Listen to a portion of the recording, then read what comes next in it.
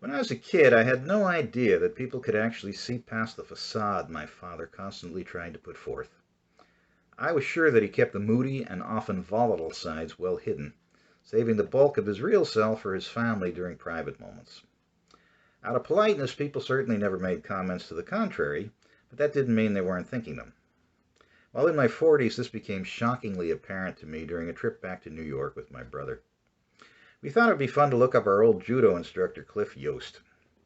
We took judo lessons under Cliff's tutelage for a goodly number of years, starting about age 9 or so.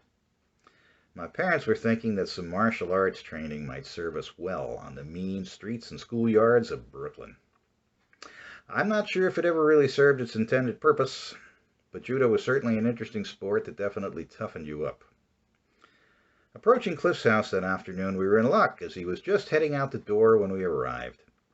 When last we had seen Cliff, my brother and I were in our mid-teens. Nevertheless, he instantly recognized the two grown-up 40-somethings that had unexpectedly dropped by. "Gary! Mac!" he shouted. After all those years, we didn't even have to introduce ourselves. Cliff absolutely loved people. He loved meeting them, talking to them, and above all, regaling them with his wonderful and extremely colorful stories.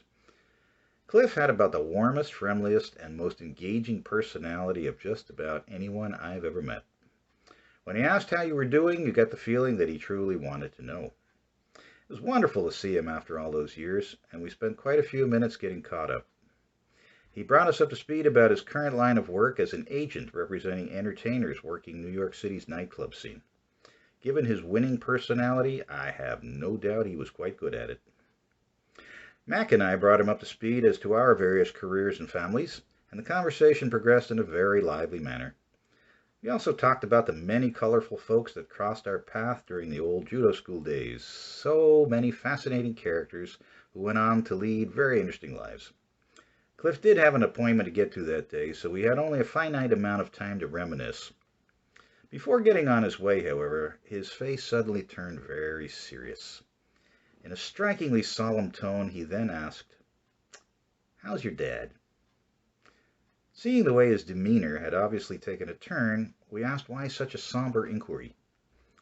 Maintaining his serious outlook, he revealed that our father just never seemed very happy. And that's when it hit me. Wow. Other people could actually see what was going on with our dad. They could actually see through the facade. It was quite the aha moment for me, and something I'll never forget.